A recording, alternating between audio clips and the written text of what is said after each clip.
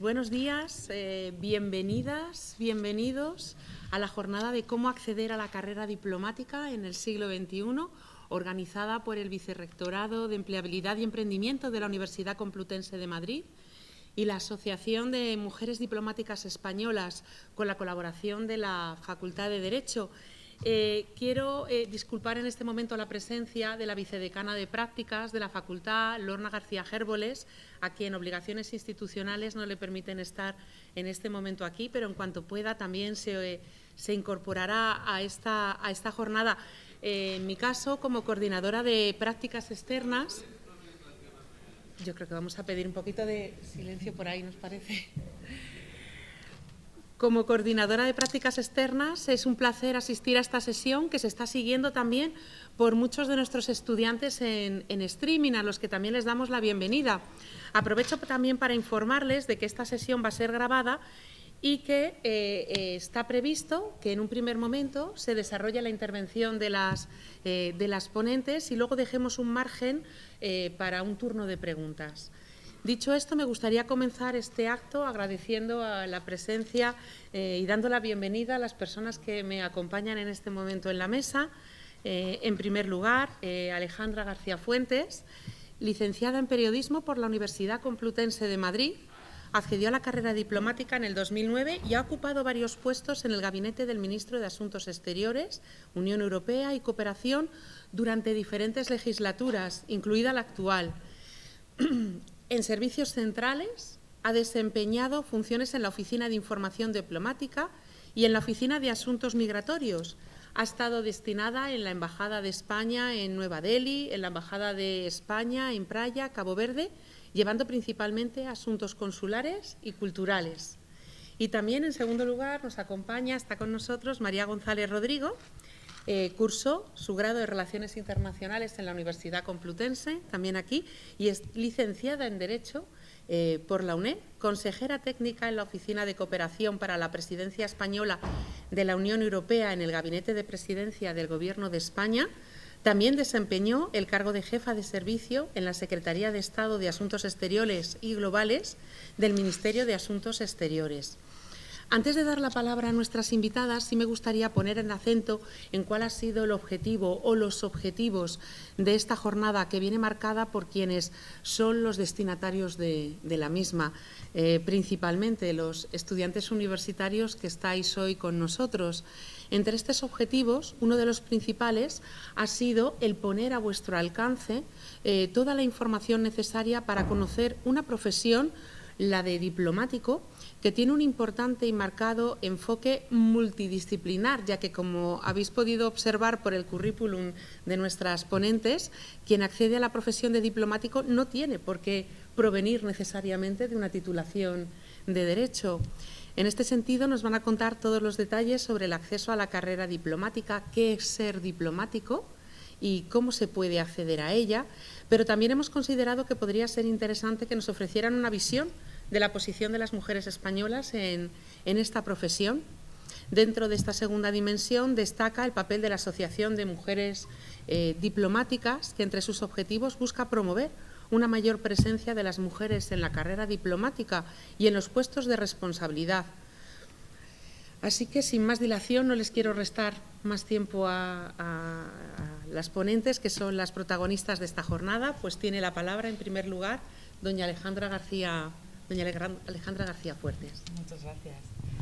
Bueno, muchísimas gracias a todos los que estáis aquí, a los que estáis también conectados en remoto, y sobre todo muchísimas gracias a la Universidad Complutense por acoger, ¿no?, estas jornadas, que son una iniciativa dentro de la Asociación de Mujeres Diplomáticas Españolas, a la que pertenecemos María y yo, precisamente llamadas Vuelta a la Universidad, para daros a conocer una profesión que muchas veces está, ¿no?, tiene una imagen que no se corresponde con la realidad, ¿no?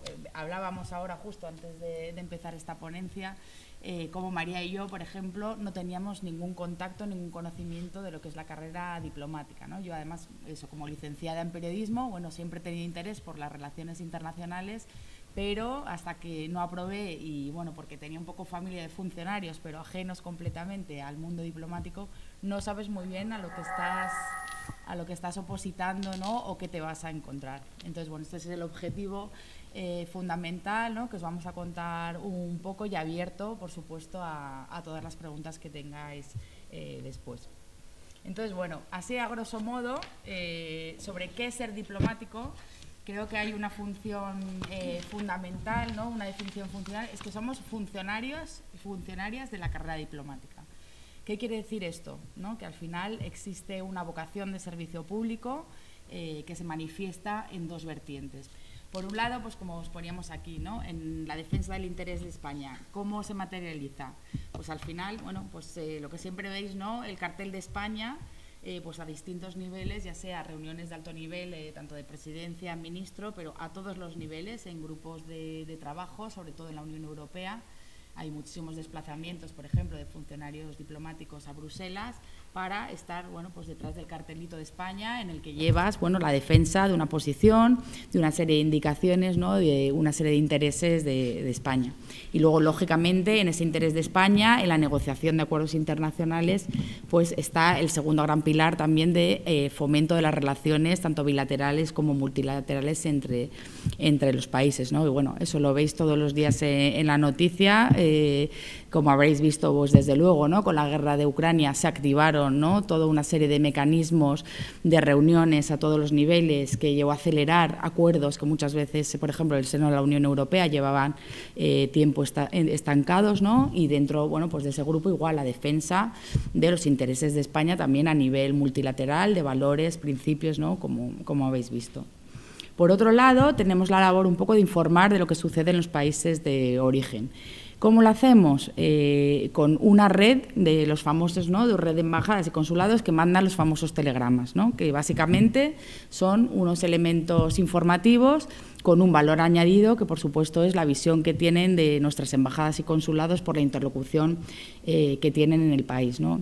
A mí muchas veces, como licenciada en periodismo, me decían, te has pasado al otro lado, no, ahora no, los compañeros. Y bueno, básicamente este trabajo de telegramas es una información, ¿no? También periodística en profundidad, ¿no? Lógicamente con un valor añadido de lo que sucede en el país, ¿no? Y que va más allá muchas veces de las noticias, por la interlocución que mantenemos con esas autoridades, ¿no? Pero bueno, esos telegramas es un poco como iniciamos también el día a día en el Ministerio, ¿no? Recibiendo toda la información de todas las embajadas y los consulados que tenemos en el exterior.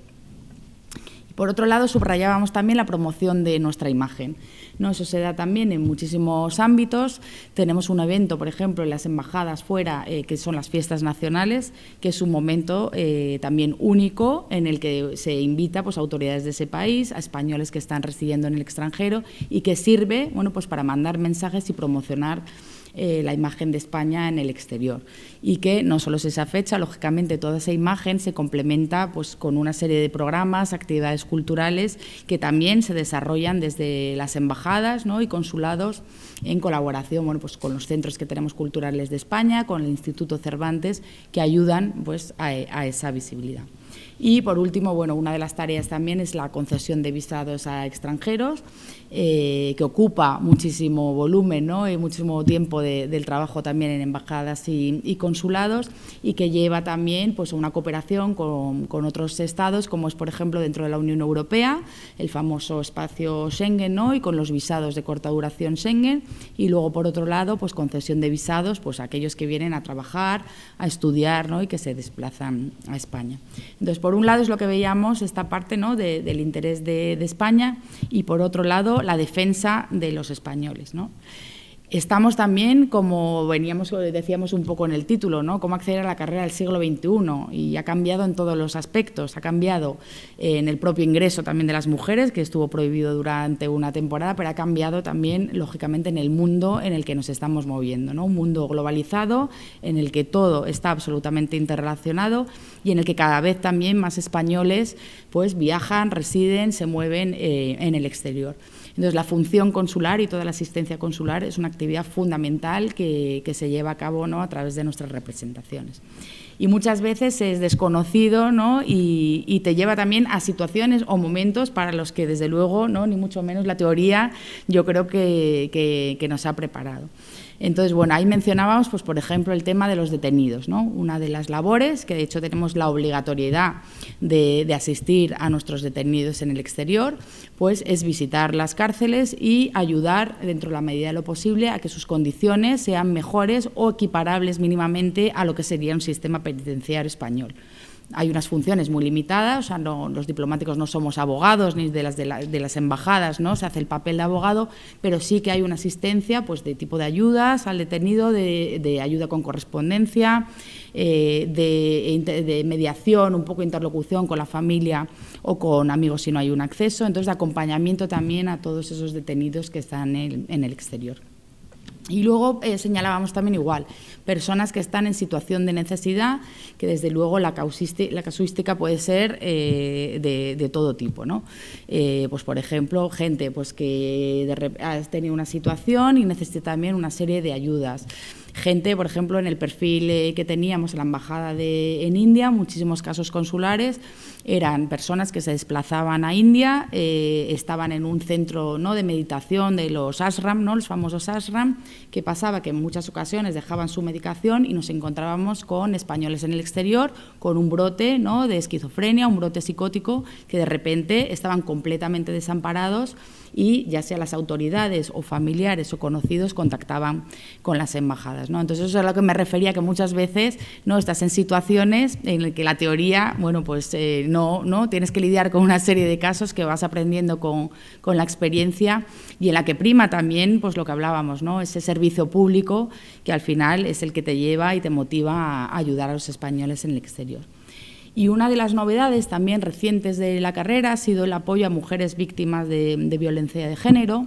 Dentro del Ministerio de Asuntos Exteriores se creó una coordinadora, la figura de la coordinadora de mujeres, para violencia de género en el exterior, que además son casos bastante complicados desde todos los puntos de vista, ¿no? Desde el punto de vista jurídico, muchas veces, bueno, pues colisionan también en secuestros de menores que están también implicados, ¿no?, situaciones, lo que la ley, digamos, del Estado de receptor con nuestras premisas, y poco a poco también, pues, se ha ido estableciendo una red, ¿no?, y atendiendo una serie de casos que hasta entonces, no, las embajadas y los consulados no atendían, ¿no?, y se está constituyendo desde luego como una atención fundamental. Y luego tenemos otra serie de cosas que sonarán más, pues un poco todo lo que es la elaboración de pasaportes, documentación, caso típico en el exterior, pues que alguien no le roba, pierde el pasaporte, acude a la embajada o al consulado, pues para la elaboración de un salvoconducto, que es un papelito en el que, bueno, pues se sella, se firma y se comprueba lógicamente la identidad que les permite regresar a España, ¿no? Y luego, por último, pues hemos marcado también procesos electorales. Ese ha sido también un gran debate a lo largo de los años por el famoso llamado voto rogado, en el que, una vez estando fuera, los que querían participar en los procesos electorales tenían que solicitar la papeleta, ¿no? Justo el año pasado se ha eliminado, ¿no?, ha cambiado la legislación, se ha eliminado este voto rogado para facilitar, pues lógicamente, ¿no?, ese proceso de la participación de los procesos electorales que se lleva en las embajadas y los consulados, ¿no?, desde apertura para comprobación de listas, comprobación de las urnas y custodia de los votos, envío por valija, que en el fondo es una saca, la valija en la que se meten todo con las actas, ¿no?, y una custodia con unas actas y envío de votos a todas las juntas provinciales. Y luego funciones notariales, pues que van también, pues, desde elaboración de poderes, registros, casar, ¿no?, también nos toca a veces casar en los consulados y en las embajadas, a otras cuestiones como, desgraciadamente también nos toca llevar a cabo, como es el fallecimiento de españoles en el extranjero, y en el que aquí la embajada y el consulado dan una garantía, por un lado, a las familias, ¿no?, de apoyo, de asistencia, y por una garantía también de que todos los trámites se lleven correctamente. Entonces, bueno, todas estas funciones, ¿no?, esos dos grandes pilares que hemos dicho, intereses de España, intereses de los españoles, pues se lleva tanto desde embajadas y consulados como desde los servicios centrales. Entonces, hemos traído un poco aquí la estructura básica del Ministerio de Asuntos Exteriores, Unión Europea y Cooperación, que también ha sufrido, ¿no?, y va modificándose en función del titular del Ministerio.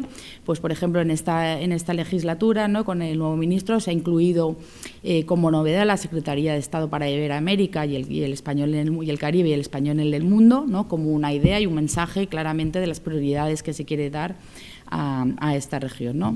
Y veis ahí las 4 secretarías también de estados principales, junto con la de Iberoamérica, la de Asuntos Exteriores y Globales, la de Unión Europea y la de Cooperación Internacional. Entonces, de cada secretaría, ahí nos hemos puesto el organigrama completo, pero cuelgan toda una serie de direcciones generales, tanto geográficamente, ¿no?, distinguidas geográficamente, como temáticamente. Y por eso un poco subrayamos la parte del enfoque multidisciplinario, ¿no? Pues tenemos la Dirección Geográfica de Asia, de Magreb y Oriente Próximo, la Dirección General de Iberoamérica, pero luego también pues direcciones generales de Asuntos Globales, Naciones Unidas, la Oficina de Derechos Humanos. Entonces, al final, cada uno, dentro un poco del Ministerio y de la carrera diplomática, puede hacer también su propia carrera, ¿no? Ya sea por interés geográfico, por interés temático, pues afortunadamente también las inquietudes de cada uno son diferentes y puedes ir eligiendo, ¿no?, y escogiendo también un poco lo que desees hacer desde el área geográfica iberoamericana, temas de ciberseguridad y completar un poquito la carrera, ¿no?, a gusto también de los intereses de cada uno, que es también un poco lo divertido, yo creo, la pasión también de esta carrera, de poder adaptar un poco el currículum de cada uno. Y luego, desde el Ministerio de Asuntos Exteriores también dependen otra serie de organismos, como es la Agencia Española de Cooperación al Desarrollo, que es fundamental, también toda la pata de cooperación al desarrollo, y otra serie de instituciones como las famosas casas, Casa América, Casa Asia, Casa Mediterráneo, que hacen una labor de diplomacia pública, ¿no?, y de explicar también y organizar una serie de actos, ¿no?, para promover pues la imagen de España y reforzar las relaciones en cada una de estas áreas, ¿no? Y, por último, señalaros también que el Ministerio de Asuntos Exteriores actúa también, ¿no?, en lo que se refiere a toda la parte de servicio exterior como interlocutor y digamos, un poco preparación de cuestiones internacionales, pues con presidencia del Gobierno, os puede contar también María un poco más, con Casa Real, ¿no?, para todos aquellos acontecimientos, encuentros, ¿no?, que se celebren a esos niveles, y también con el resto de ministerios, ¿no?, en los que se nos pide muchas veces, es el que nutre un poco de información para todo este tipo de encuentros. Y ya, para no aburriros mucho más, simplemente que vieseis un poco el mapa, ¿no?, de lo que tenemos, de toda la red de embajadas y consulados que tenemos en el exterior. Entonces, tenemos 117 embajadas con 92 secciones consulares, que en el fondo es como si fuese un consulado, ¿no?, pero que o muchas veces por estar en las capitales o por cuestiones del país se decide no crear un consulado general, sino que sea la propia embajada y su sección consular la que lleva a cabo todas estas funciones. 88 consulados y 10 reperes, ¿no?, que son las representaciones permanentes, en las que la más importante es pues ante la Unión Europea, pero tenemos otras, pues como la misión ONU o la reper, por ejemplo, en Ginebra, entre los organismos internacionales de Naciones Unidas, ¿no? Y luego es un sistema que, os apunto si queréis saber más, luego por supuesto estamos completamente abiertas a preguntas. Es un sistema, en esta red de embajadas y consulados, tenemos un sistema en el que obliga o favorece la rotación entre todo el personal diplomático, tanto en servicios centrales y el exterior, como en el propio exterior. ¿Y qué es lo que se llama este proceso?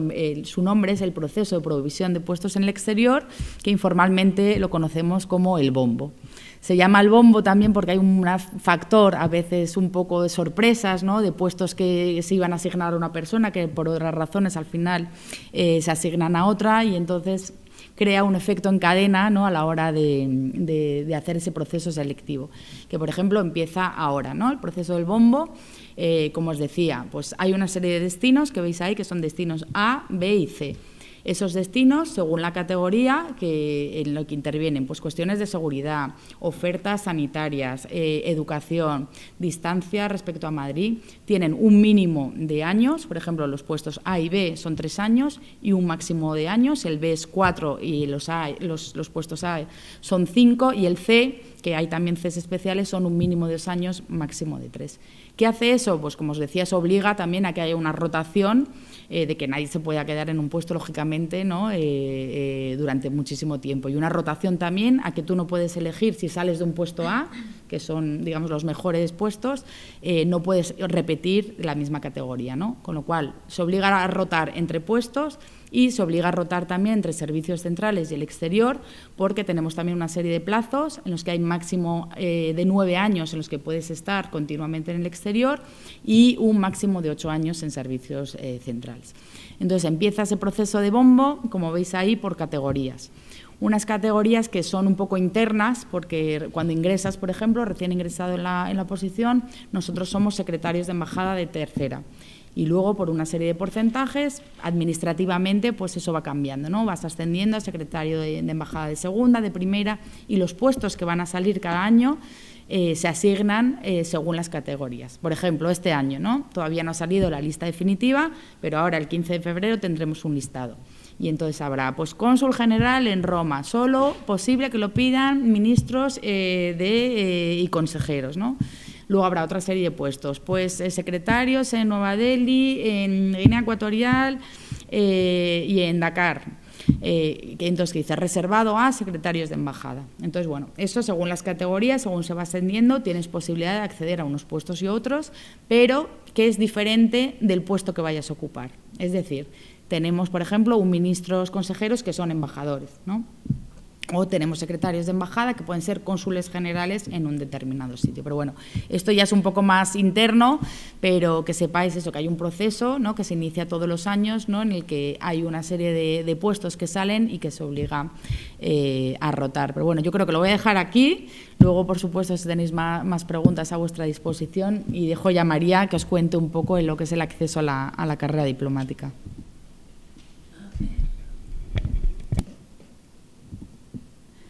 A ver, avisadnos si y los que estáis conectados en remoto, espero que también, ¿no?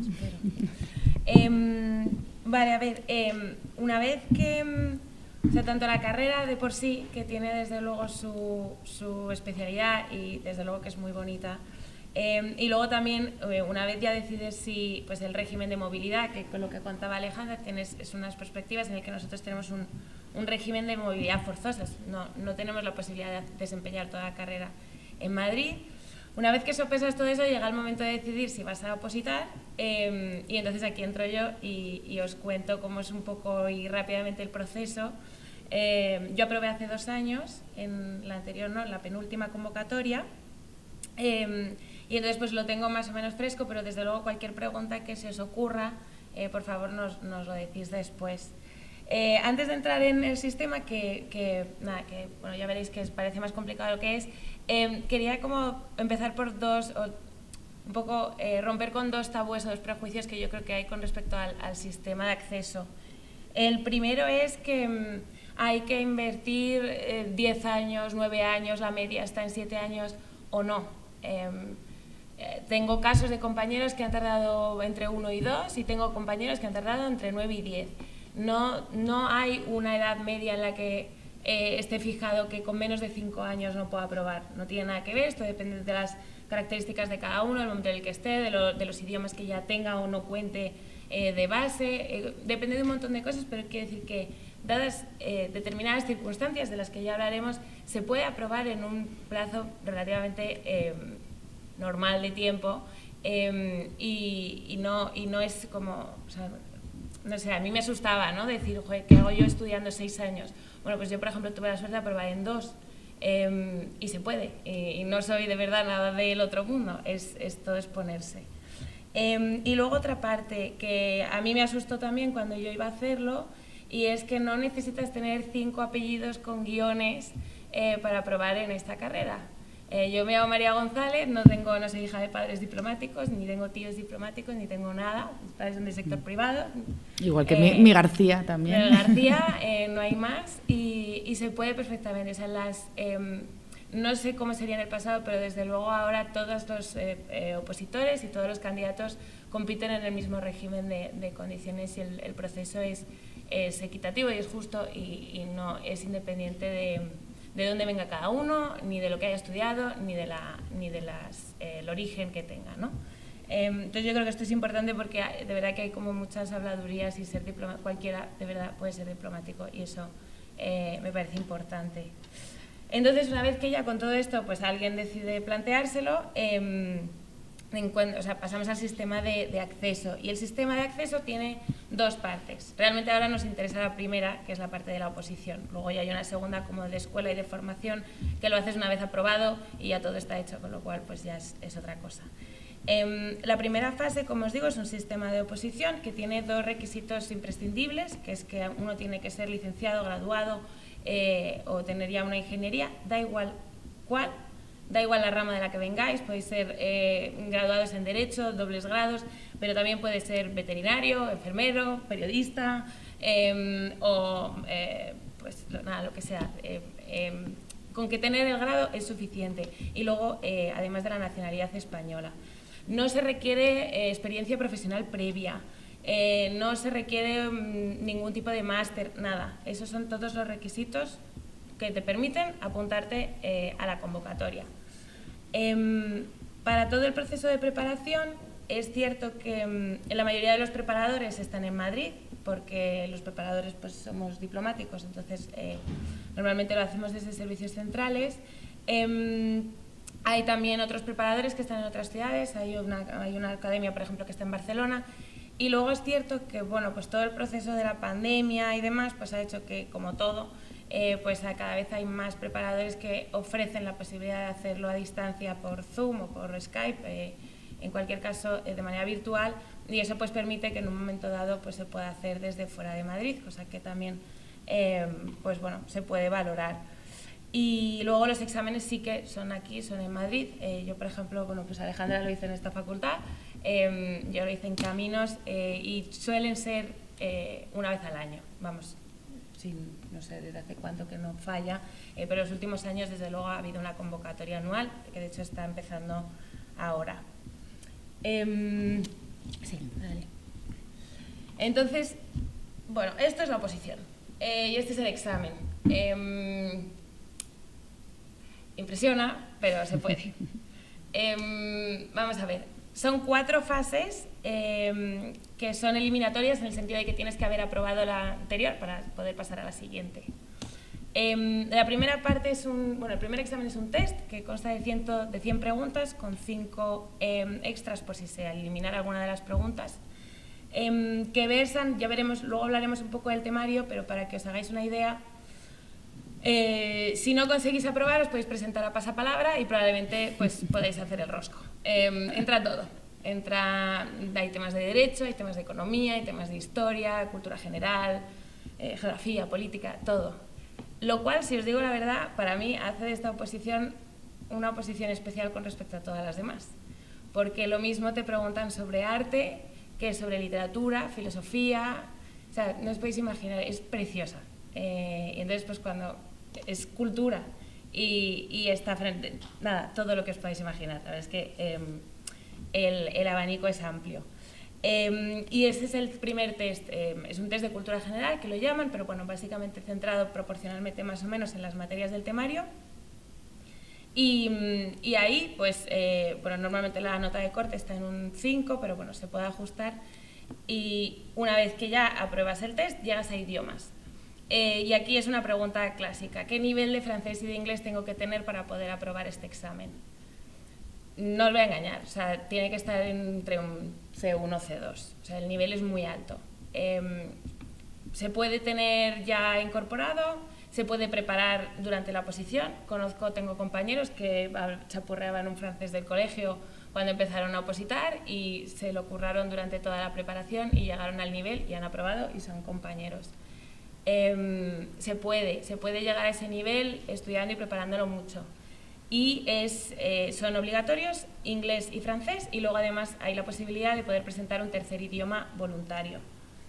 En el caso tanto de inglés como francés hay una parte escrita, que es que te dan un texto, pues un artículo del Economist o una resolución, una comparecencia, y entonces te piden que hagas un resumen y luego que elabores un ensayo, un comentario sobre el tema del texto de base, que luego tendrás que leer ante el tribunal.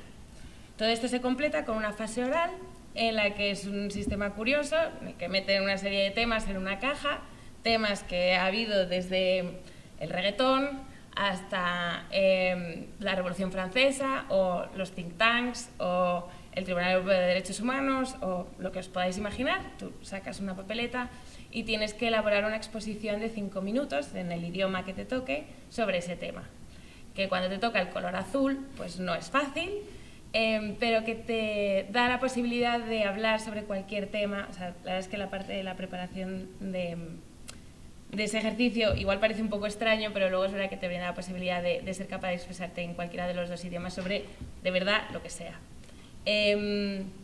Si tienes la suerte de aprobar, entonces llegarías a la tercera fase, que es la del ensayo.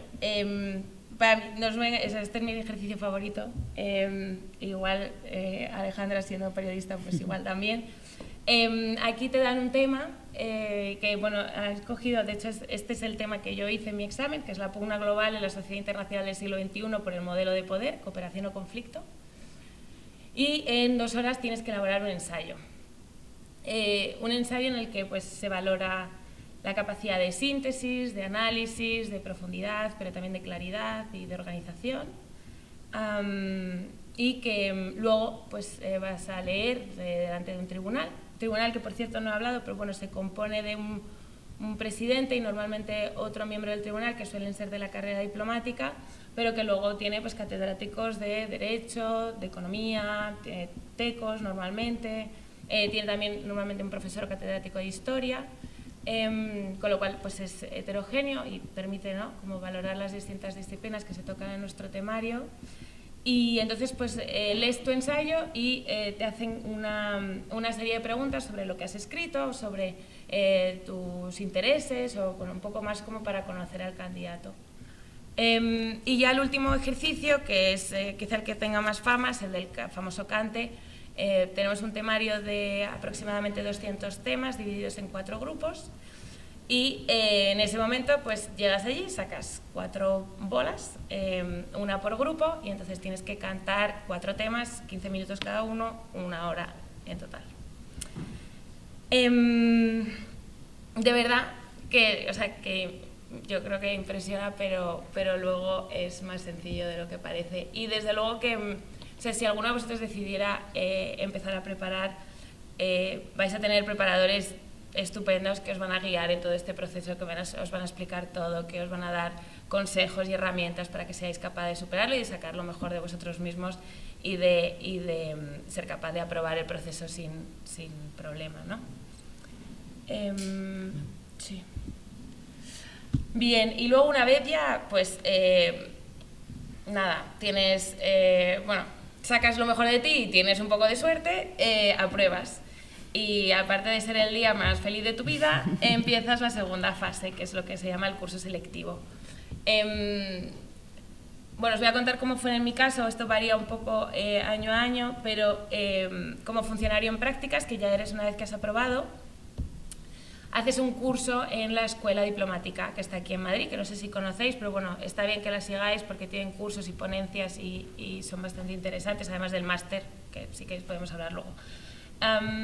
Entonces se hace un curso en mi caso fue de 3 meses, 3-4 meses, en el que bueno, pues vienen distintos compañeros y colegas de las distintas ramas del ministerio, de otros ministerios, a contarte pues cómo son las distintas unidades que existe y que se hace en cada una de ellas. Te dan también pues, temas más prácticos de liderazgo, de gestión de personal, temas más de contenido sobre pues, asuntos consulares y demás que ya un poco te suenan de todo el temario, que lo has estudiado y que se supone que te lo sabes porque has aprobado. pero bueno, que te da como una visión pues, más práctica, ¿no? Y más cercana de luego lo que te vas a enfrentar una vez te ingreses y te incorpores al ministerio en enero.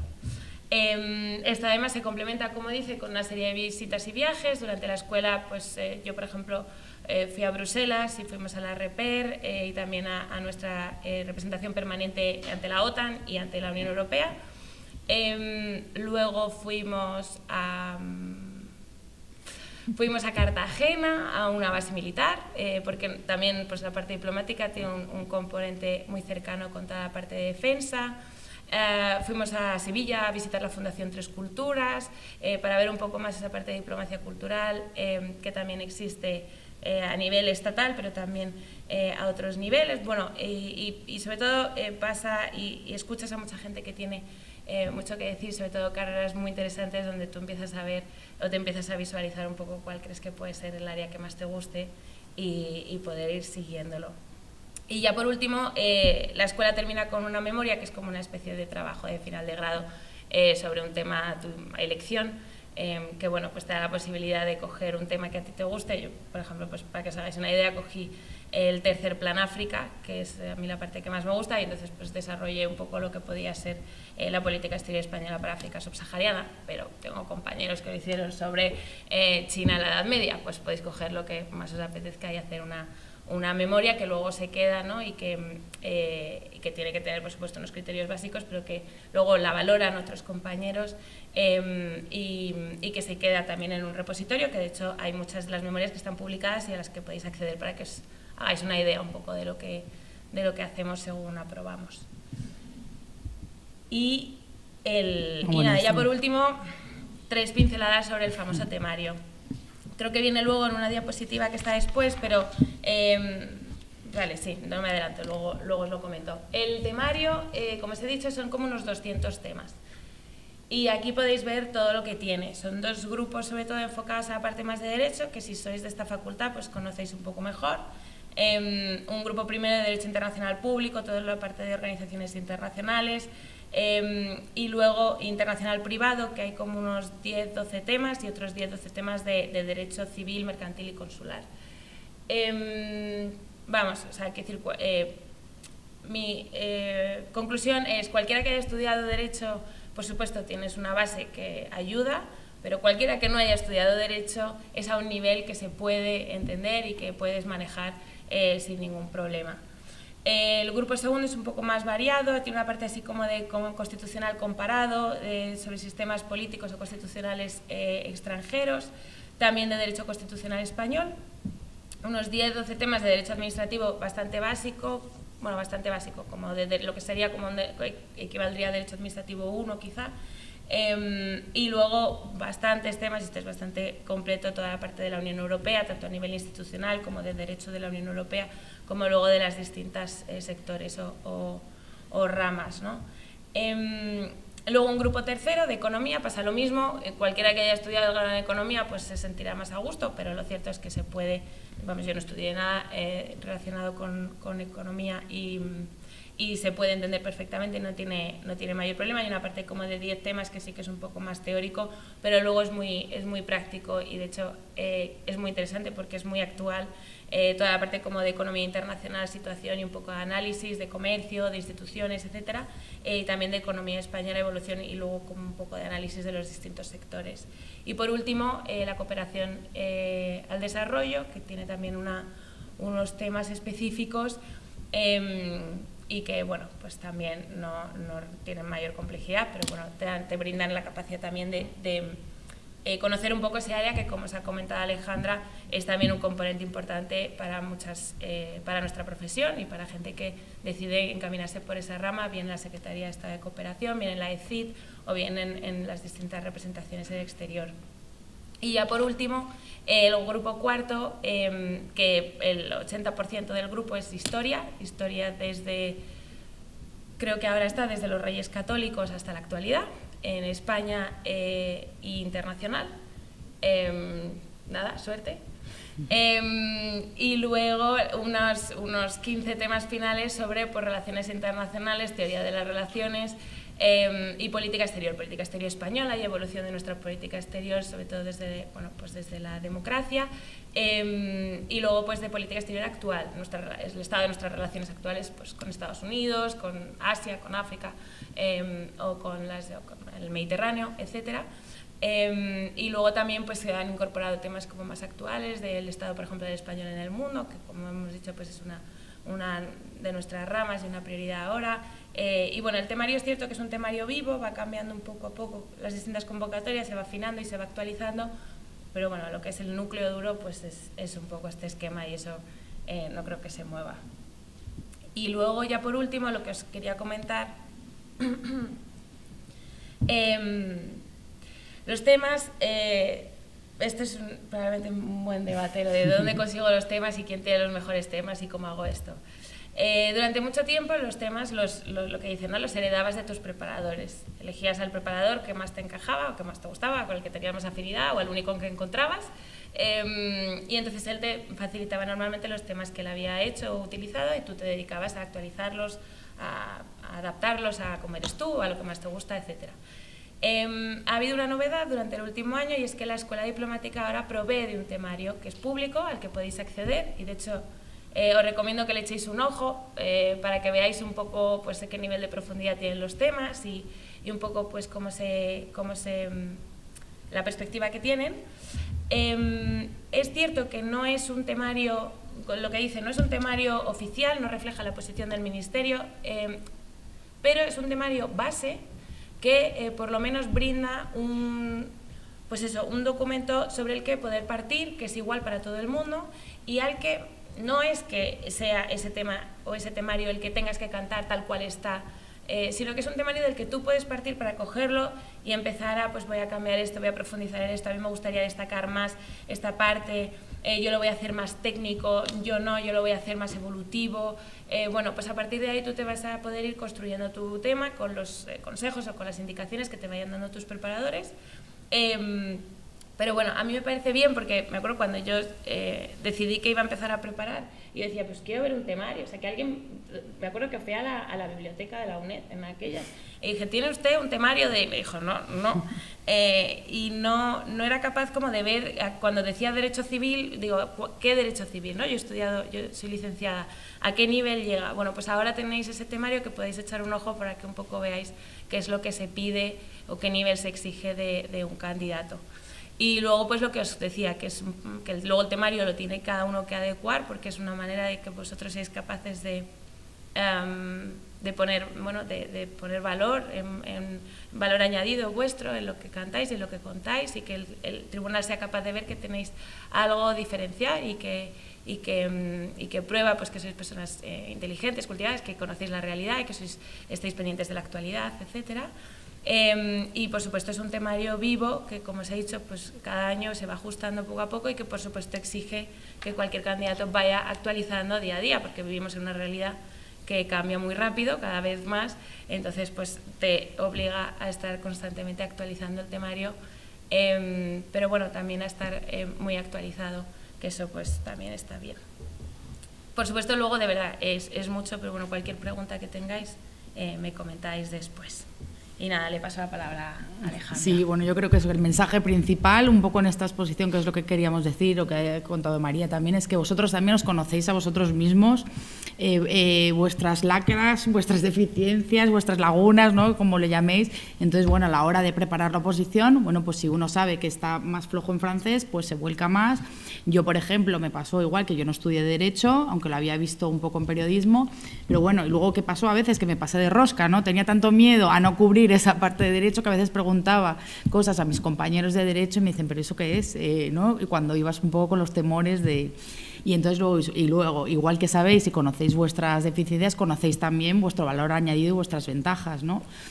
Pues efectivamente va a haber temarios que os apasionen, va a haber áreas que os gusten mucho, va a haber temas culturales, a lo mejor los que tenéis completamente dominado. Y entonces, bueno, igual que pasa a la hora de preparar la oposición, ¿no? Que vosotros conocéis y podéis un poco también reforzar o poner en valor aquello que más os gusta, ¿no? Y sacar esa parte, ¿no? Lo mejor de vosotros va a pasar luego a lo largo de la carrera, ¿no? Que con lo que os guste más, con lo que os guste menos, pues podéis ir un poco haciendo esa orientación profesional, ¿no? Entonces, bueno, es una una carrera, una profesión preciosa, pero yo creo que lo vamos a dejar aquí para abrir, yo creo, preguntas de aquello que os interese y luego, si queréis, seguimos un poco más, ¿no? Muy bien, muchas gracias. Muchas gracias.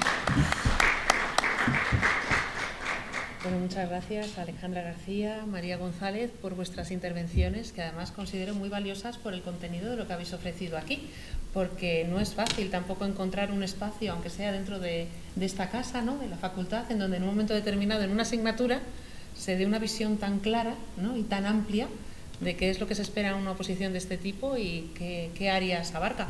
Yo, como dicen ellas, creo que lo más interesante ahora pueden ser vuestras preguntas, tanto de los que estáis aquí en manera presencial como de los que nos estáis siguiendo en remoto, para que, bueno, ellas estarán encantadas de responder. Sí, para eso estamos, ¿no?, aquí para ayudaros.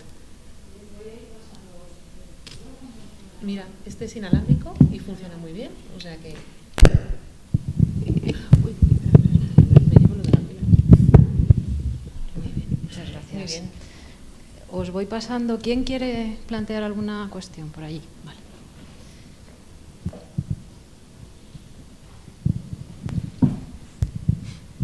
Sí, bueno, primero de todo, muchas gracias por esta ponencia porque me ha parecido muy interesante, la verdad. Y me gustaría preguntaros a ambas cuál sería vuestro mejor consejo a la hora de enfrentar la oposición, viendo que es una oposición muy grande, importante, sentido de temario, fases y todo esto. ¿Y cuál es vuestro mejor consejo, ya que lo habéis pasado recientemente? Pues yo creo que el mejor consejo es centrarte en ti y olvidarte del resto de la humanidad, ¿no? Porque, bueno, hay una cosa que es lo que siempre se llama el terrorismo de oposición, ¿no? Que vas a presentarte al examen y entonces, no, pues es que el del pasillo ya me está diciendo, no has puesto la cita del profesor no sé cuánto, tal. Entonces yo creo que eso es lo fundamental, ¿no? Centrarte en ti, conocerte bien, ¿no?, cuál es la parte ¿no?, que tienes que completar, esas lagunas, y luego, bueno, pues eso, buscar tu inspiración y tu motivación personal, ¿no? Ya hay cada uno. Yo tenía una foto de Rafael Nadal en mi escritorio y eso ha sido lo que me ha acompañado todo el proceso de oposición, ¿no? Pero vamos, yo creo que lo fundamental es centrarse e ir eso, pues pasito a pasito, y también conocer, ¿no?, tus limitaciones. Pues yo me acuerdo cuando empecé a preparar, digo, bueno, yo sé que el primer año no voy a aprobar, el segundo, bueno, pues voy todavía un poco verde, ¿no? A mí me costó 4 años y aprobé cuando realmente, bueno, el tercero podía haber aprobado, sí. Bueno, no salió, pero aprobé realmente el año que quería aprobar, ¿no? Y luego eso, te vas quitando esos miedos, yo creo, de no, pues es que este lleva 14 años y cómo no va a aprobar y yo que llevo 1. Bueno, pues a lo mejor es que lleva 14 años por una razón, porque es que ya no se actualiza los temarios, ¿no? Un poco lo que llaman la fatiga del opositor. Ya pierde la motivación de lo que está haciendo. Entonces yo creo que eso, centrarse cada uno en lo suyo, ir como una hormiguita, pasito a pasito, conocer, ¿no?, dónde están tus limitaciones y a por todas, ¿no? A mí me acuerdo una preparadora que me dijo, tú tienes que ir a la oposición a disfrutar y a que te escuchen. Y claro, al principio yo no lo entendía, ¿no? Y con el paso de los años, bueno, pues todo encajó, ¿no? Y entonces llegas al tribunal y realmente, bueno, pues tienes que disfrutar y decir, bueno, he venido de aquí a disfrutar, a que me escuchen, y esto es la mejor versión de uno mismo, ¿no? Aunque luego estés un poco al 20%, porque con los nervios, ¿no? Todo lo que habías planeado muchas veces no te sale, pero eso, centraos en vosotros. Yo creo. Sí, vamos, totalmente de acuerdo. Yo, quizá, o lo que a mí me sirve... o sea, yo no empecé a opositar según terminé la universidad, yo, bueno, hice el ICEX en medio, pero me pasó que ya en la carrera me interesaba, y yo creo que mi conclusión después de las vueltas, idas y venidas, es que lo tengáis muy claro.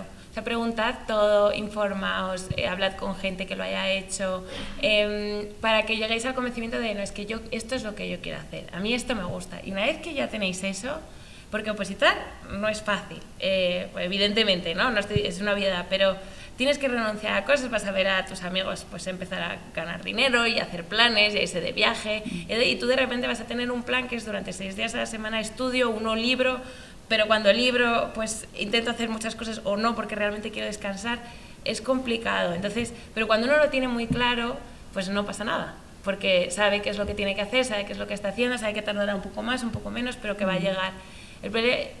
si uno, y quizá pues por compañeros que he tenido o por experiencia propia, cuando uno duda y no lo tiene claro, entonces está oposita a medias, y entonces está, yo, vamos, mi opinión es que eso no funciona. 100% a muerte y se puede, o sea, no tiene más. Gracias. ¿Más preguntas por allí?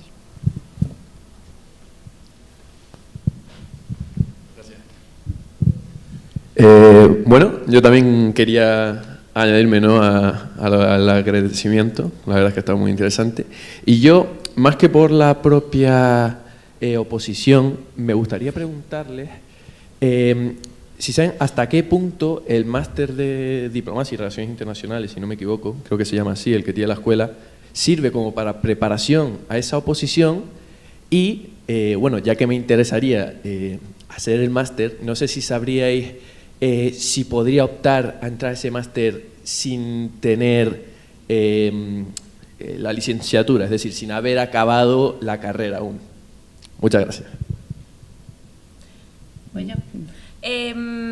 A ver, yo creo que yo no he hecho el máster de la escuela, pero bueno, tengo compañeros que sí que lo han hecho, y yo creo que vamos a ver, es muy útil en el sentido de que probablemente es muy útil especialmente para gente que no haya estudiado relaciones internacionales, ¿no? Entonces, pues alguien ha hecho Derecho, ha hecho Economía, ha hecho Periodismo, y quiere pues conocer un poco más. Realmente el contenido del máster es muy parecido a lo que luego es el temario, ¿no?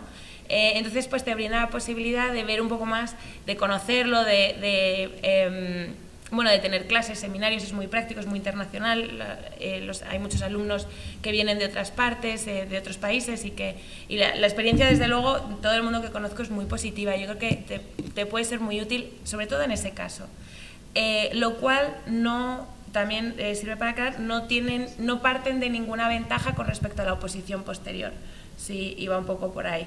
Es cierto que es muy útil y que es muy interesante, pero luego la oposición es otra cosa, y cada uno pues puedes haber hecho el máster o no haberlo hecho, que partes de la misma condición.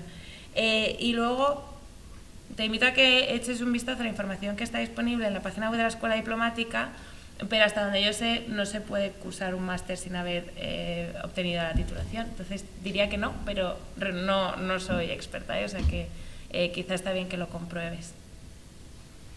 Sí, bueno, yo creo que eso, añadir, por ejemplo, yo no hice el curso en el máster en la Escuela Diplomática, y luego pues quizá lo hubiese agradecido, ¿no? A lo mejor hubiese acelerado un poco, ¿no?, la toma de contacto con algunos temas que al final fue pues con mis preparadores o yo sola, ¿no?, a base de... Entonces, bueno, nunca está de más, ¿no?, hacer un máster. Pero bueno, si lo tenéis claro, yo creo que refuerza un poco lo de María, ¿no?, que no opositéis a medias.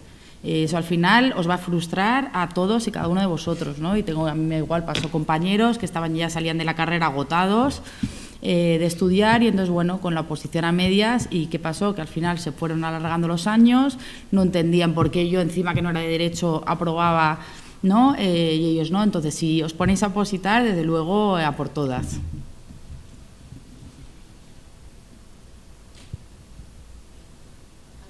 Sí, tenemos...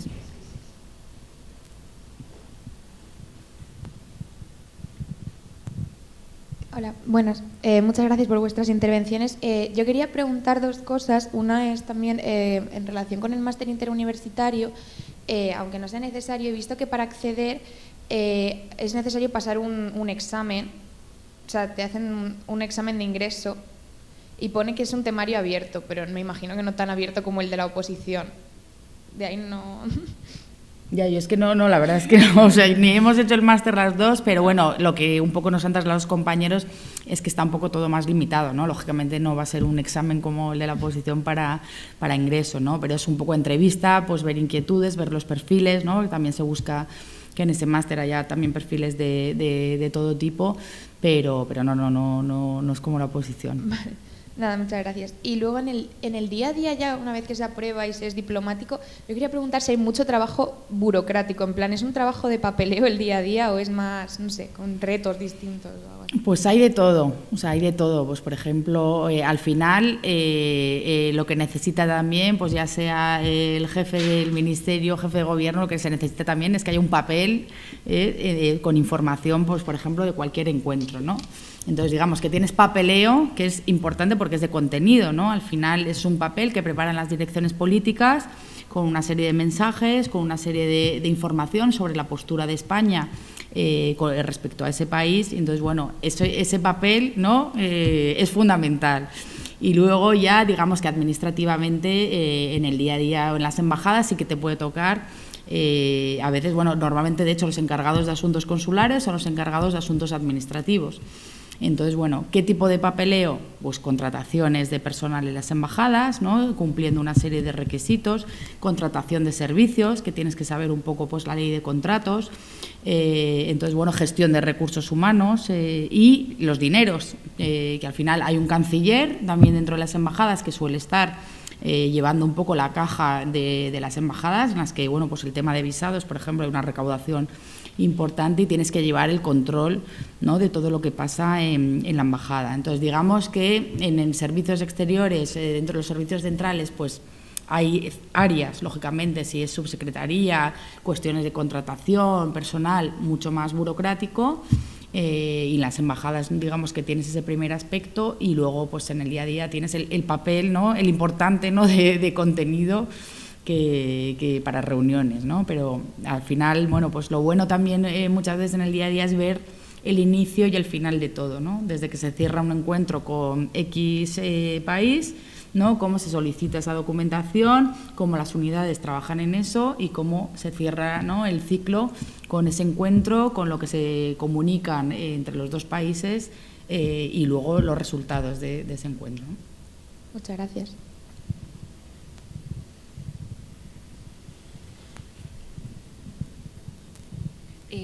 Hola, yo quería preguntar un poco como por cuando una vez ya se hacen las oposiciones y se hace el curso de la escuela diplomática y todo eso, ¿después qué pasa? O sea, ¿aplicas a un sitio y te dan algo o te dan pues lo que haya? En plan, bueno, no sé, un poco así como qué pasa después. Después pasa a los leones, ¿no? Y entonces, de hecho, se necesita también muchísimo personal en todas las unidades, pero hay un proceso que una vez se aprueba, bueno, María os podrá contar también, hay un listado, igual que un poco salen los listados para cubrir puestos en el exterior, suele salir, sale un listado de las vacantes que hay dentro del Ministerio de Asuntos Exteriores.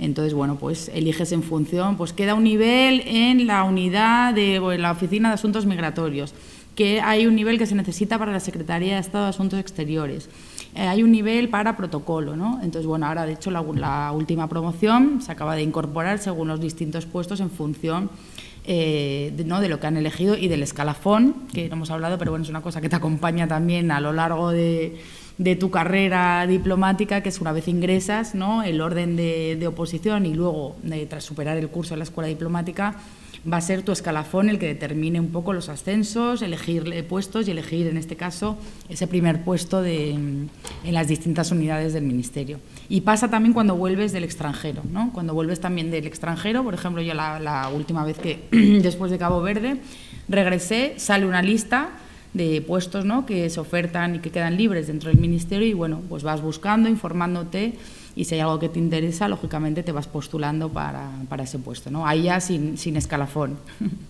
Gracias.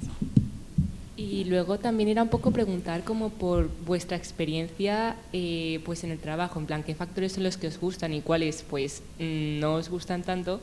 Y un poco también cómo es el irse al extranjero, si es como algo que se disfruta o algo que es como más bien como pues por trabajo o así. Bueno, María, si quieres contar. Bueno, vamos a ver. Cosas que nos gustan y no nos gustan de nuestro trabajo aquí en Madrid, ¿no?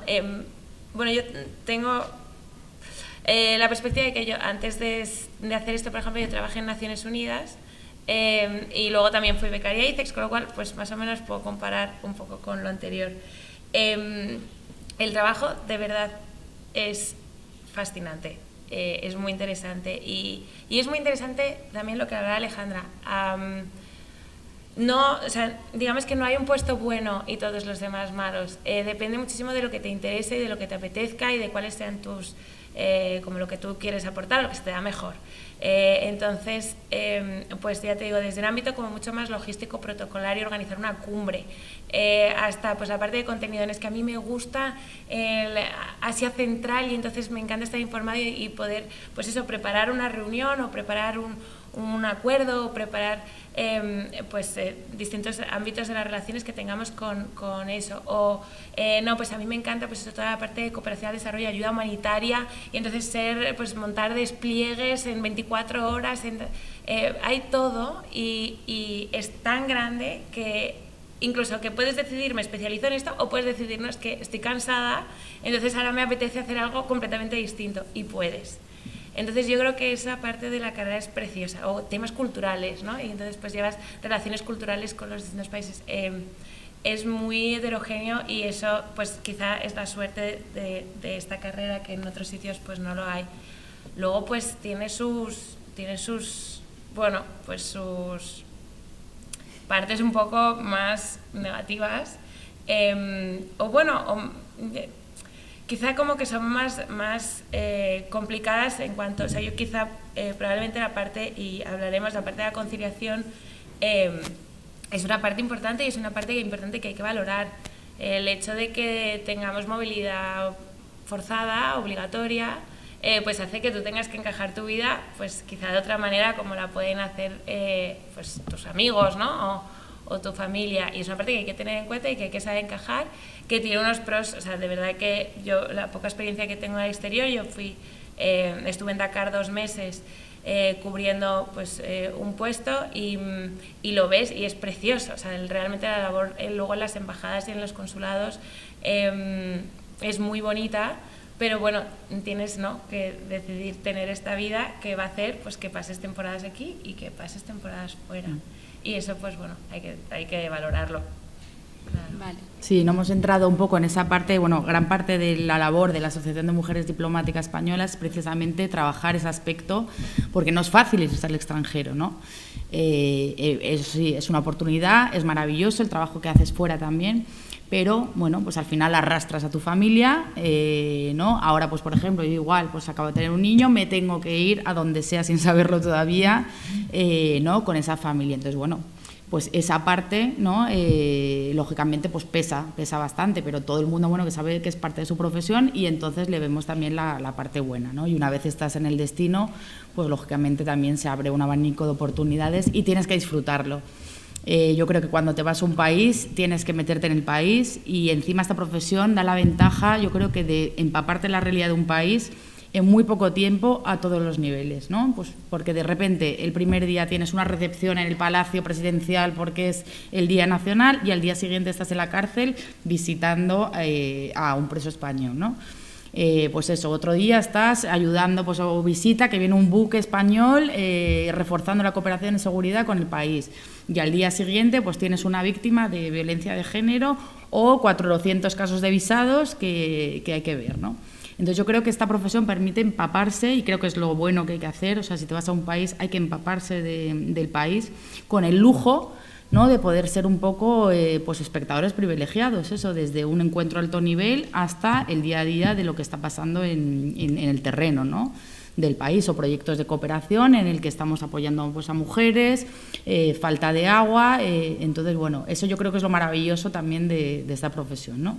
Tiene una parte, lógicamente, de esto de conciliación, por la que seguimos peleando, ¿no? Y no, bueno, nos hemos pasado un poco el final de la ponencia, pero ¿qué es eso? Es la labor de la Asociación de Mujeres Diplomáticas, pues para ir fomentando, por ejemplo, en los últimos años, acuerdos con los países para que los cónyuges puedan trabajar, ¿no? Hemos ido también evolucionando, como lo decíamos, pues de una asociación que teníamos de damas a una asociación de familias.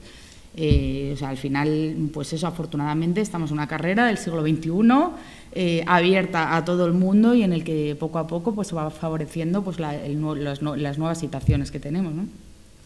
Vale, genial, muchas gracias.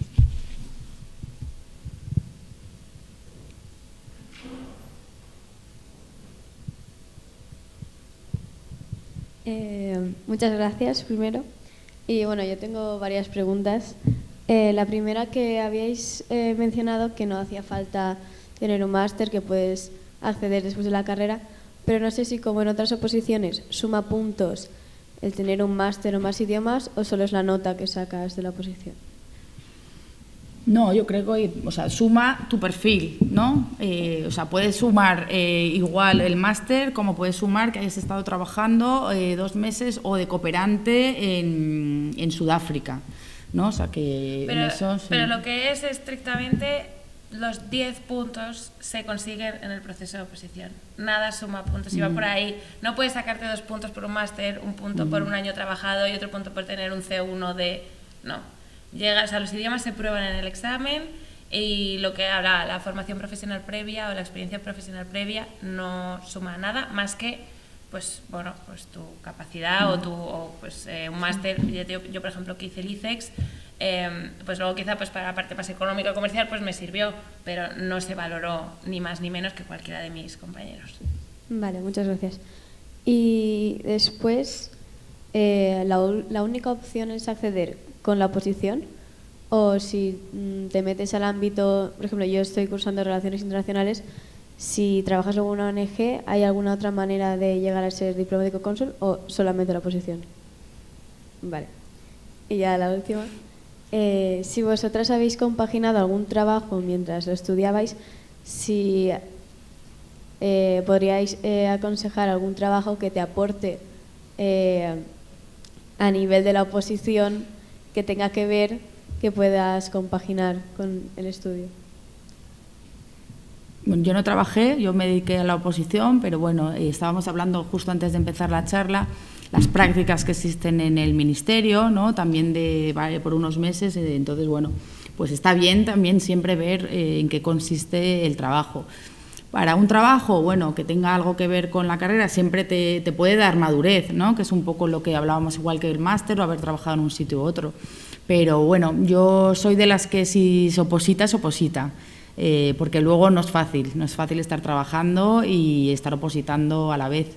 Pero bueno, luego hay gente que dice, llevo 2 años opositando, quiero airearme un poco y entonces quiero trabajar, porque bueno, también hay que reconocer que es un esfuerzo económico, ¿no? Importante, pues preparadores, idiomas, entonces bueno, cada uno como mejor se vea, ¿no? Si tú te interesa muchísimo un trabajo, pues si está relacionado con la oposición, pues siempre te va a ayudar a dar esa madurez, ¿no? Yo igual que Alejandra, yo no trabajaba mientras opositaba, pero es cierto que sí que me planteé, pues en un momento dado, si se me alarga, pues quizá termine compaginándolo. Mi opinión es que, por lo menos al principio, está bien que se invierta el 100% de tu tiempo en la oposición. Al principio es muy complicado empezar a coger las dinámicas, tienes idiomas, tienes temario, requiere muchas horas prepararte tu temario. Lo veo complicado a priori. Yo estoy segura de que hay gente que es capaz de hacerlo y tienen superpoderes, pero yo creo que por lo menos al principio está bien que la inversión también, sobre todo pues porque lo que yo decía, no tienes que tener muy claro que esto es lo que quieres, entonces empaparte bien y meterte bien en esto pues te permite ver si de verdad es lo que te apetece.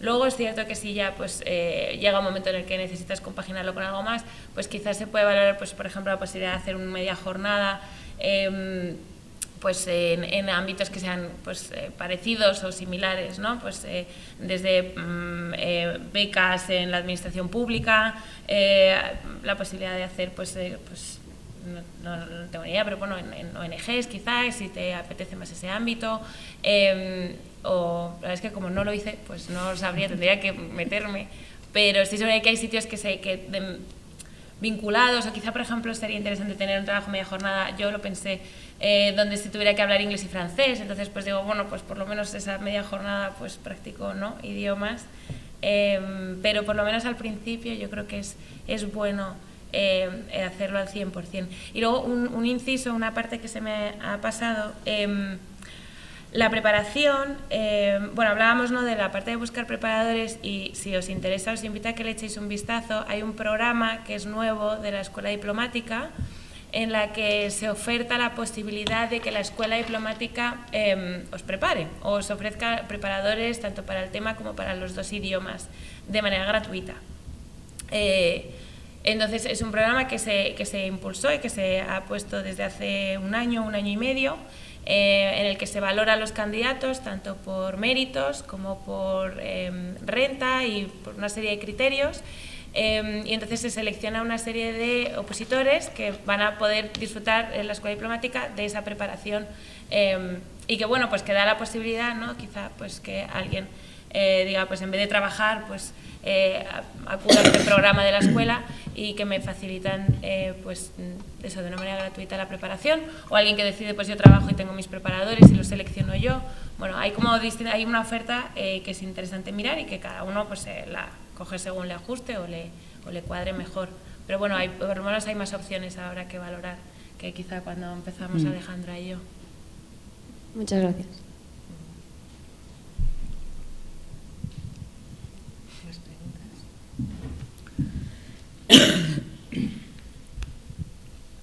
Hay preguntas de los estudiantes, ¿verdad? Sí. Sí, hay 2 o 3 preguntas. Algunas ha contestado ya. Algunas ha contestado ya. Héctor Antonio, que han preguntado antes sobre la conciliación, cómo se compagina la vida familiar y laboral. Me imagino que por el tema de la movilidad y todo lo que conlleva. Pero luego también ha preguntado algo, cuando hablaba Alejandra antes, hace ya un rato, sobre si no había intención de eliminar como obligatorio el francés, entiendo, en la oposición. Si Hubo unos años que fue obligatorio inglés y obligatorio un segundo idioma, yo creo que elegir entre francés... Alemán. Ay, perdonad. Creo que se elegía entre 5 idiomas. Sí, que elegías entre 5 idiomas. Entonces, bueno, de momento se volvió otra vez al francés y es verdad que es un idioma que se usa bastante en las relaciones internacionales, o sea, no está ahí por capricho o por algo. Entonces, bueno, yo creo que la previsión es que siga. Otra cosa ya es el plus, ¿no? Porque también igual, muchas veces tenemos perfiles de gente pues que a lo mejor eso está inglés chino, inglés japonés, inglés alemán. Entonces, bueno, pues yo creo que según cómo se valore en los candidatos y esa evolución, pero creo que el inglés y el francés se quedarán durante varias convocatorias. Muy bien, gracias. Y luego Elena Sanabria, que está conectada desde París porque está estudiando en la Sorbona una doble titulación de Derecho Hispano-Francés. Os agradece la charla y la información tan completa. Y quería, dice si podríais explicar un poco vuestra experiencia, los puestos por los que habéis pasado y vuestras aspiraciones de futuro. Os asigna un poco cada papel, entienden que Alejandra tiene más experiencia y que hable de la trayectoria pasada y que María hable de las aspiraciones de futuro como diplomática. Bueno, los puestos, a ver, pues yo empecé eso, gabinete de ministro, ministro, ¿no? Porque hubo un baile ahí de cambio, entonces, bueno, me pareció fascinante para empezar, porque ves realmente un poco desde esa posición cómo funciona todo el ministerio. Y es una parte muy útil luego cuando vas fuera a las embajadas, ¿no? Saber qué es lo que necesita el ministerio, qué es lo que necesitan las direcciones, qué es lo que necesita el gabinete y te quitas un poco miedos, ¿no? A la hora luego de enfrentarte.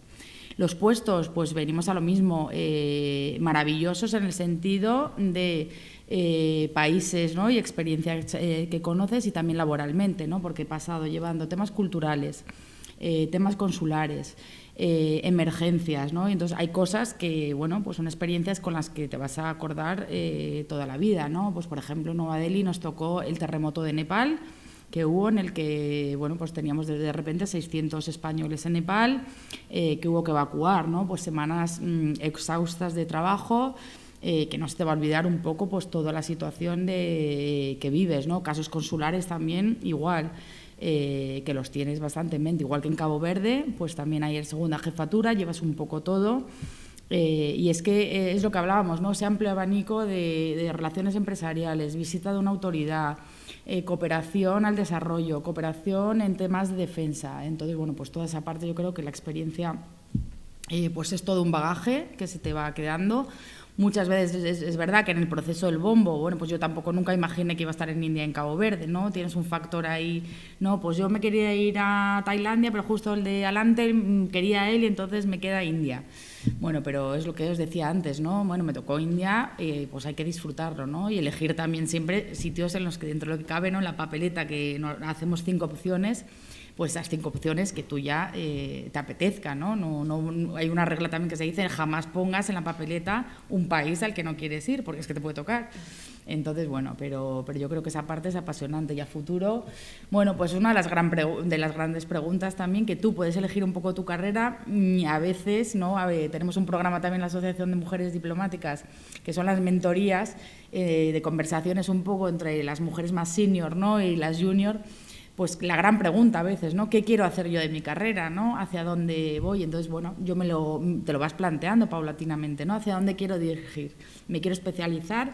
¿Quiero centrarme en estos aspectos? O, bueno, pues seguimos un poco con lo que vaya saliendo, ¿no? Ya sea geográficamente, temáticamente, ¿no? E ir evolucionando por ahí. Pero bueno, María, os puede contar. Pues mira, un poco volviendo a la pregunta un poco que decías, o sea, ¿qué puesto te toca cuando recién apruebas? Pues es curioso, yo quería ir, por ejemplo, a la Oficina de Asuntos Migratorios, ¿no? Pues quería, y luego pues acabé en el gabinete de la Secretaría de Estado de Asuntos Exteriores y Globales. Y no sabe, o sea, como que tú puedes decir, pues yo me quiero especializar en esto, y luego te van surgiendo oportunidades. Y fíjate, ahora estoy en la Oficina de Coordinación para la Presidencia de la Unión Europea, en Presidencia del Gobierno, que te aseguro no tiene nada que ver con lo que yo pensaba que me iba a especializar y que iba a ser mi camino. Entonces, perspectivas de futuro, pues te podría decir algo que cambiaré mañana. Esta carrera o sea, van surgiendo como tantas cosas, eso es una pasada, probablemente es lo que más me llama la atención en un año, que de repente, oye, pues hay esto, pues lo que os decía, ¿no? Pues me fui dos meses a Senegal, luego volví, ahora pues estoy en presidencia, pero y me gusta África, pero quizá pues acabe en Moscú. Y entonces pues te van surgiendo oportunidades y que de repente pues por lo que sea te encaja, te apetece, te interesa, te pilla en un momento vital donde quieres eso, y no para de haber esas oportunidades, y eso es muy bonito. Entonces, perspectivas de futuro, pues todas, la verdad. Sí, a veces la sensación, yo creo que la carrera te lleva a ti, no toda la carrera. Entonces, bueno, pues eso, igual, yo vine aquí a Madrid para 2 años, llevo 4, y empecé, pues eso, Oficina de Asuntos Migratorios, y luego pues volví a gabinete, ¿no?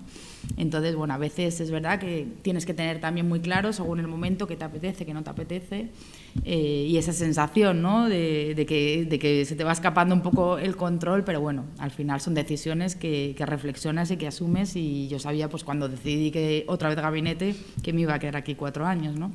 Pero bueno, pues eso, van surgiendo muchísimas oportunidades, y hay que cada uno pues hacerse de vez en cuando la pregunta, ¿no? De qué me gustaría, qué no me gustaría, para intentar, bueno, pues que no te lleve del todo la carrera, ¿no? Sino marcarte un poco tus prioridades. Bien, gracias.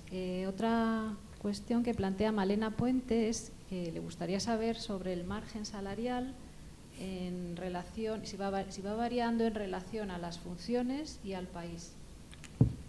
Sí, varía siempre. Entonces, bueno, varía también en el ministerio, según el nivel administrativo. Bueno, hay una serie de categorías, ¿no? Como somos funcionarios del Grupo A, entramos ya con un nivel 26, que es del rango, ¿no? Alto de la administración, y luego ya, pues una vez en el ministerio, pues vas pasando a esos 26, al 28, puestos 29. Entonces, ahí siempre hay una diferencia salarial, ¿no? Por puestos, ¿no? Por productividad, si se trabaja también mañana, tarde.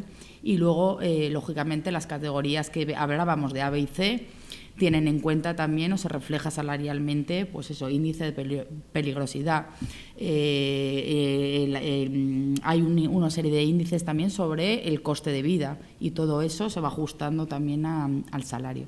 Hay otras carreras diplomáticas que funcionan de otra manera, que es, bueno, tú te vas ahí, y entonces yo te pago la casa y te pago el colegio, o te pago lo que sea, ¿no? Nosotros, por ejemplo, funcionamos en que recibes un salario acorde al coste de vida, a las circunstancias de peligrosidad del país, y tú decides, bueno, pues ya lo que te quieres dejar en el alquiler de la casa, en educación, ¿no? Y vas regulando un poco con ese salario. Pero sí, se ajusta siempre, tanto dentro como fuera, a los puestos.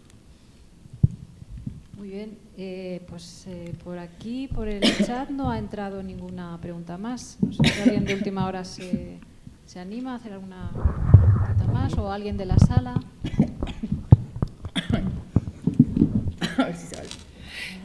La sequedad, el frío que hace aquí ahora mismo. Hace mucho frío ahora, sí. ¿Hay alguna pregunta más? Yo quizá como coordinadora, y es algo a lo que ha aludido Alejandra hace un momento, como coordinadora de prácticas de la facultad, bueno, pues claro, los estudiantes que estáis hoy aquí, tanto presencial como online, pues está claro que tenéis ya una intención o una voluntad o un gusto especial por todo lo que tiene que ver por la carrera diplomática. Y lo que ha dicho antes Alejandra es verdad, lo estábamos hablando antes de entrar aquí. No sé si conocéis, yo me imagino que sí, están publicadas en la web de la Facultad de Derecho, en el apartado de prácticas, en el tablón de anuncios, toda la oferta que se hace el Ministerio de Asuntos Exteriores para la realización de prácticas externas, tanto en el exterior, en embajadas, consulados, en las representaciones, como también en los servicios centrales que están aquí en Madrid.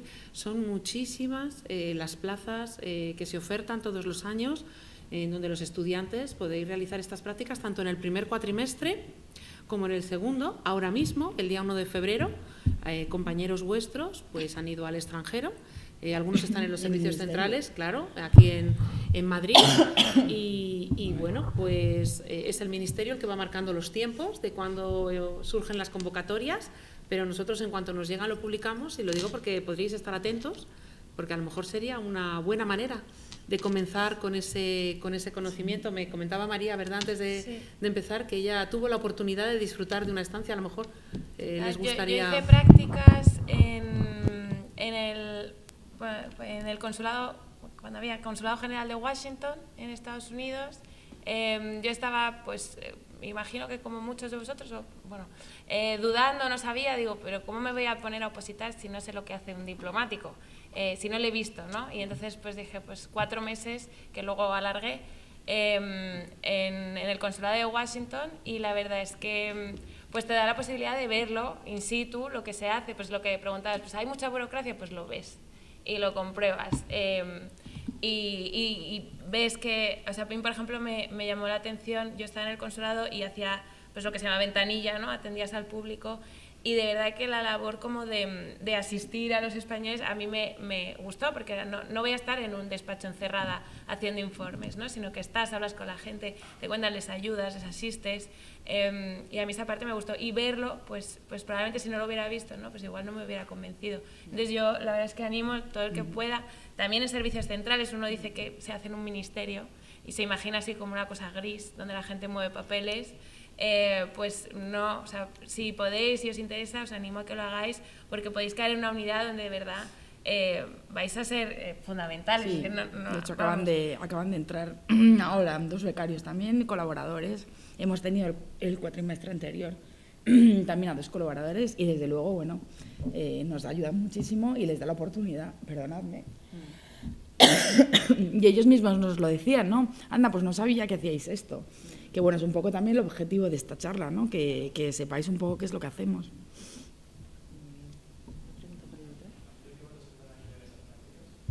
¿Cómo no lo he entendido? Cuando uno ya está en cuarto de carrera y se matricula de la asignatura de prácticas externas.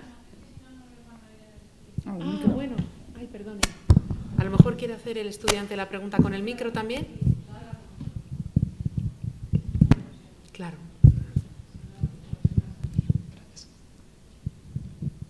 Hola. ¿A partir de qué momento se pueden acceder a esas prácticas?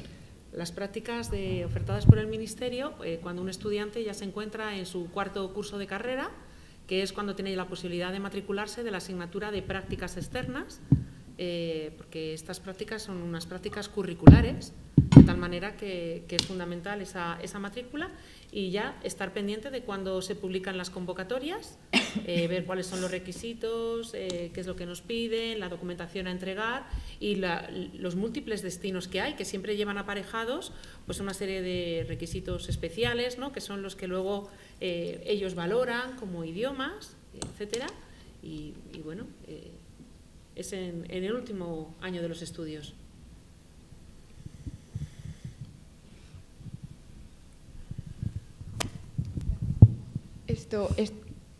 Estas prácticas se podían realizar una vez acabes la carrera, porque, por ejemplo, mi compañera y yo ya estamos en 3.º, se acaba de abrir el plazo para las inscripciones de las prácticas, pero en nuestra facultad, que es las de políticas, estamos haciendo relaciones, hay muy poquitas plazas y no todo el mundo va a poder optar a ellas, pero sin embargo todo el mundo tiene mucho interés en realizarlas.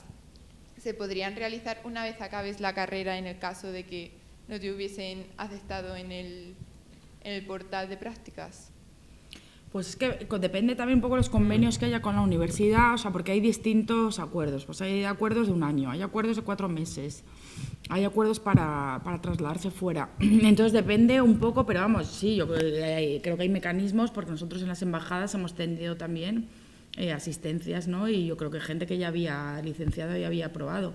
Entonces, bueno, yo creo que la oferta es muy amplia y, bueno, hay que informarse bien pues con la universidad o con el propio ministerio, ¿no? de todo lo que hay.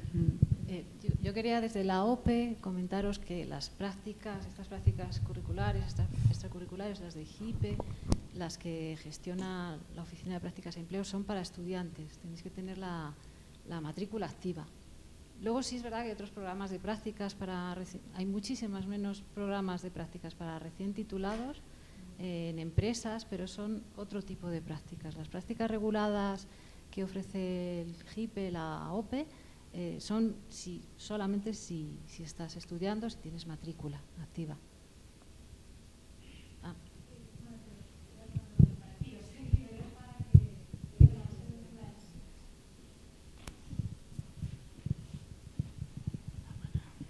Nada, bueno, que yo estoy estudiando el doble grado de políticas y filosofía y no hay asignatura de prácticas en las que nos podamos matricular.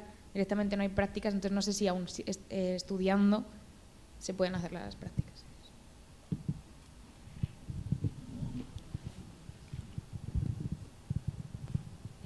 Tienes prácticas extracurriculares, prácticas externas que gestionan, que aunque las gestiona la Oficina de Prácticas Externas. Y si estás apuntada en JIPE, pueden salir convocatorias, pero siempre son para estudiantes. Luego, una vez que te titules, sí es verdad que tenemos una bolsa de empleo que se llama Ícaro, que va a cambiarse ahora, bueno, en un futuro, pero de momento se llama Ícaro y es para titulados. Pero las prácticas, siempre os recomendamos que desde que podáis, desde tercero, desde que tengáis los créditos suficientes, os inscribáis en JIPE y estéis pendientes de las ofertas que entran y marquéis todas las que y lo reviséis a diario, porque si no es en un momento dado, esto es como el mercado laboral, que bueno, hay rachas en que no vas a encontrar nada, no te va a llegar nada de tu perfil, pero hay que ser constante y estar pendiente de esa plataforma, que es una más, pero es la que te proporciona tu universidad, pero es para estudiantes. Aprovechad esos años y si podéis hacer tener más de una experiencia de ese tipo en prácticas, mucho mejor, antes de terminar la carrera.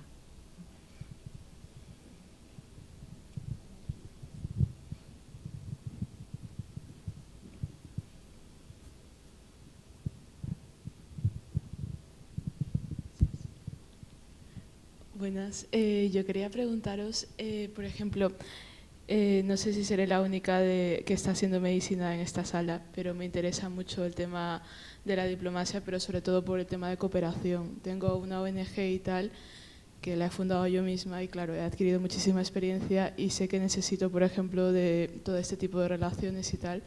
Entonces, si también están abiertos para estudiantes de otras ramas que también tengamos interés o tengamos pues experiencia previa y tal.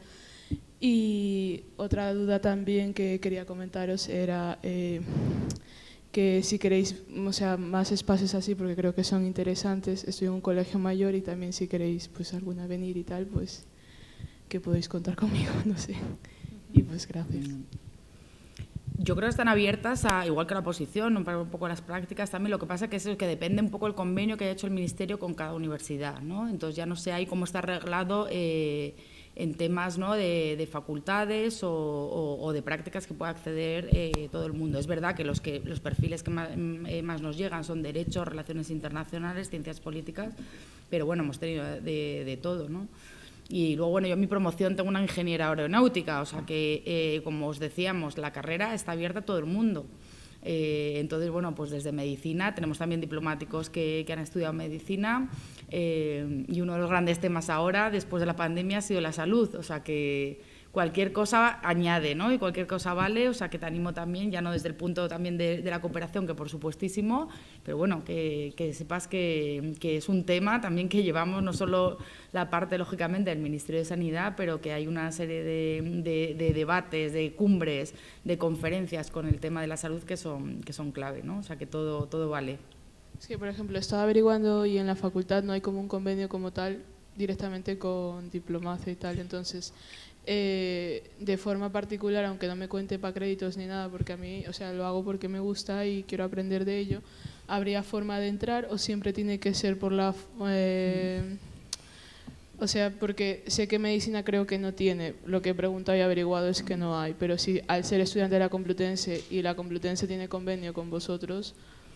Pues que depende un poco, porque claro, es muy importante la cobertura legal, ¿no? O sea, no podemos tener a alguien en práctica sin un convenio, ¿no?, regulado con un marco de créditos, entonces, bueno, claro, tendríamos que hablar entre la subsecretaría, que es un poco quien coordina todos estos acuerdos, para ver cómo se puede canalizar, pero vamos, tiene que haber un poco ese marco, que normalmente es en general, y ver ya un poco las facultades, ¿no?, cómo se canaliza.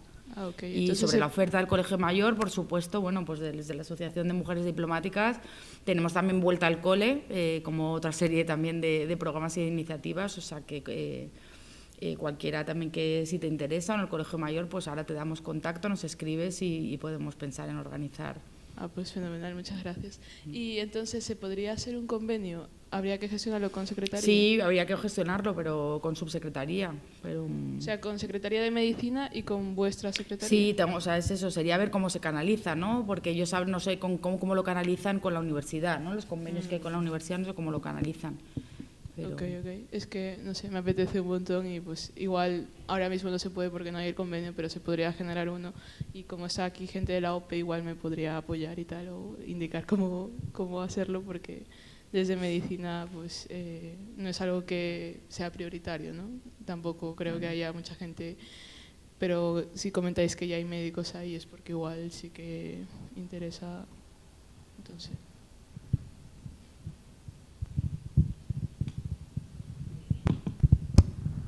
¿Hay alguna pregunta más? ¿Alguna cuestión? Ya no. Por el chat no, aquí presencial tampoco. Pues yo creo que ya solo daros las gracias, reiterar, las gracias, el agradecimiento, que ya habéis visto el interés que despierta este tema en la universidad, y bueno, agradeceros que hayáis estado aquí, que repitáis en otras ocasiones, y bueno, pues muchas gracias. Muchísimas gracias a la universidad.